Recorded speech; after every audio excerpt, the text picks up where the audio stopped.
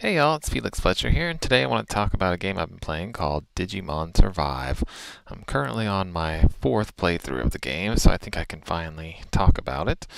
So the very first thing I want to talk about is skipping dialogue. Now, when I was researching the game, I wanted to know how to skip dialogue, and I asked around, and I even read some internet articles, and they didn't give me good advice. But basically, the first thing you want to do is actually go into the options and set the speed to fast, and then set it to pause after decisions are made. That way you can see what affinity ups you got. Unfortunately, the article I read only told me about the buttons you push. So if you push right on the directional pad, you can skip quickly through dialogue. If you push left, it'll automatically go, but it has to wait for the voice actors to finish. And then if you just push the continue key, you can rapidly skip through yourself. It took me an hour to get through the first section of the game before really any major combat, because I didn't know you could go into options and set the dialogue to fast. So don't make the same mistake I did if you want to skip the dialogue, if the dialogue's not what you're interested in, which was my situation. I was more interested in just playing a tactics game than reading a bunch of stuff or getting into the story, because we all know the story of Digimon.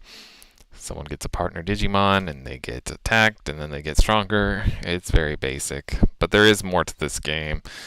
The next thing I want to go over after the dialogue is the morality choices. So there are several different endings to this game, and your choices are going to have a major factor. Morality choices will always be in the same location. So if you want to go the moral route, you pick the left option. If you want to go the wrathful route, you pick the top option. And if you want harmony, you pick the third option on the right. And they're always in the same spot, which I didn't realize at first, which is really helpful. I would advise going either a wrathful or harmony route your first playthrough, and just stick to those choices. My first playthrough, I did wrathful until a major turning point in part 8, and I switched to moral, and it messed up my Agumon evolution, and it also messed up the Mega evolutions I had access to, and yeah, it also messed up the items I had access to. So I would just advise picking one and sticking with it for the first playthrough of the game, either Harmony or Wrathful, and then your second one go Moral, so that you can get the true ending of the game. Alright, so now I'm going to talk about affinity. You have affinity with each character, and sometimes there'll be choices where you have to choose one character over another, so it's careful planning is required. And this game's called Digimon Survive for a reason. The choices you make can affect who lives and who dies. So you want to, and their evolutions. So you'll need 70 affinity to get the maximum evolution, which is Mega, for each partner Digimon character. So if you want to hit 70, you want to make sure to get every affinity point you can. So my advice would be to save before each choice, because saving and loading this game is super fast. So save before each choice is made, and if you don't get the affinity points, then go ahead and reload, and you can just try again. Don't neglect characters. My first playthrough, I didn't like Oi. I thought she was stupid, so I purposely mistreated her. And then I realized towards the end of the game that the choices affect their ability to digivolve, so I had to struggle to catch up. And in the first playthrough, you may want to just make sure everyone gets their ultimates, and maybe one or two characters get their Mega if you really favor them. My first playthrough, I only got Kato's Mega form, besides, of course, Agumon, which is part of the story. But your second playthrough, you can get everyone's Mega, because you get more affinity points in New Game Plus than you would normally. Alright, well now I'm going to talk about combat, which is pretty simple. I think most tactics players are not going to have too much trouble with this game, but there's a few things I want to bring up. So the first is the direction you're facing is really important. So getting back attack and side attacks not only increase the chance that you're going to hit, like in a lot of tactics types games, but they also just generally increase the damage. So if at all possible, you want to get a back or a side attack.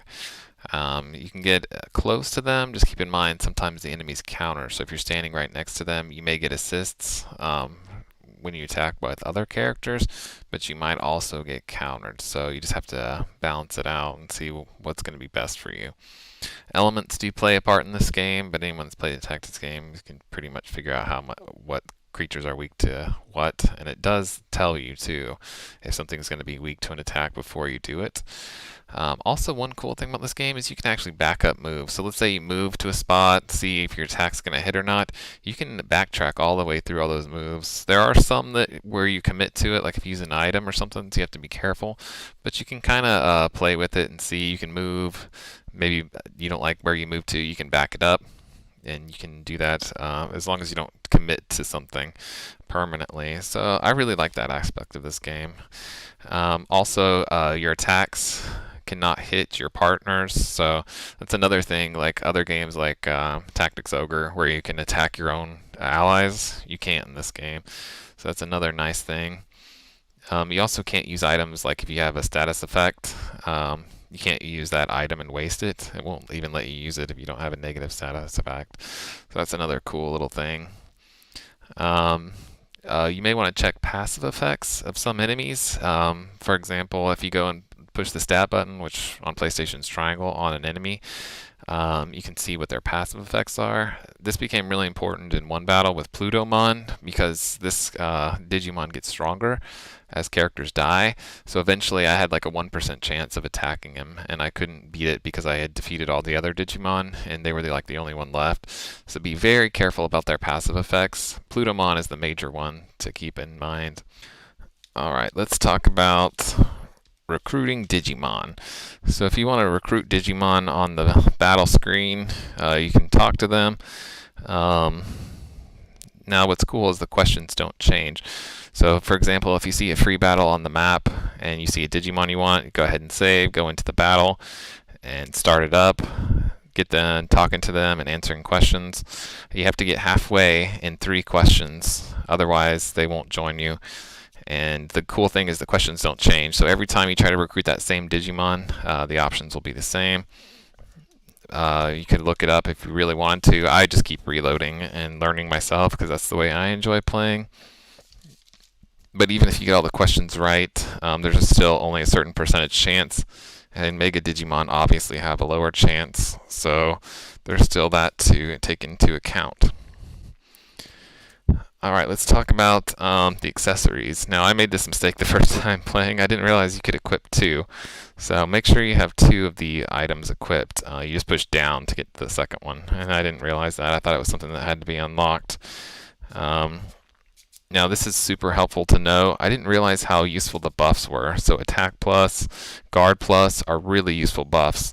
And you can have up to 4 stacks. So actually if you go and select the character and push triangle on it, you can see how many stacks. It'll say 1, 2, 3, or 4 next to it. That's how you know. This is actually really important for the Mugen Recollections, which is the bonus dungeon that's available in New Game Plus. You need to know how to use these buffs wisely if you ever want to beat the hardest ones. And it took me a long time to figure that out because I didn't know why I was sucking so much and why I couldn't beat the bonus dungeon, which has some really good items that are going to make your characters really good. Alright, now I want to talk about the camera because I learned a cool little trick, and I didn't even learn it to my second playthrough. So whenever you bring up the camera, you push the button that brings it up, and if you push the bumper buttons, you can actually try to find every hidden item on the screen. Now, I didn't know this. I was looking all over with the camera. You don't have to do that. You just push the bumper button, and it'll find all the hidden items for you so that you're not making yourself sick looking everywhere with the camera. And I really wish I'd known that my first playthrough. And you can also just bring it up, push the bumper button, see if there's any hidden items on the screen. If not, put your camera away and you're good. One important thing to know, though, was the fast dialogue that I was talking about. It will rush through items, and it also won't let you know. Some characters will tell you to bring up the camera. So if you go in first and look with the camera and then talk to someone, and you have the fast dialogue on, they may tell you there's a hidden item and you may leave the screen without even realizing it. So after you talk to people, you may bring it up, or you may be realizing that this certain situation that I'm talking about with this item, I think it's Ryo, tells you to look with your camera for a hidden item. But yeah, that's a very certain situation. Other than that, the fast dialogue shouldn't really trouble you too much. It should actually be a benefit. Alright, let's talk about the truthful route, which is going to be only available in New Game Plus. You want to make sure to raise everyone's affinity, and the certain damned characters that die in the first playthrough, they need to be over 30 before the events where they die. So you definitely want to make sure to do that, and then you can continue to the truthful route. Now, the important thing to know is if you do this, you won't be able to go to a Harmony or Wrathful route, which I didn't know. So I did a whole playthrough of the Truthful route. Unfortunately, I was trying to do a Harmony or Wrathful route, and I couldn't. Because if you save everyone, then you're automatically going to be on that Truthful route. And that Truthful route's going to get you 5 different Mega Evolutions for the partner Digimon. So it's definitely worth doing. But just be careful and don't make the same mistake I did. Because if you want a Wrathful or Harmony route, the damned people have to die to continue to those routes, and only certain equipment is available. Certain perceived memories are only available in those routes. And then, like I said, there's 2 evolutions that are for 2 different characters that are for the Wrathful and Harmony route, respectively. Alright, so in conclusion, here's my advice. For your first playthrough, go either full Wrathful or Harmony, choices only, because there's a special Mega form only available on those paths to 2 of the characters, respectively.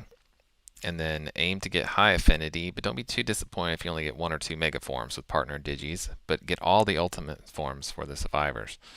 On your second playthrough, you're going to go full moral, max out affinity with everyone, which is 70, so you can get every partner Mega evolution, and you'll also get 5 Sovereign Beast evolutions as part of the storyline.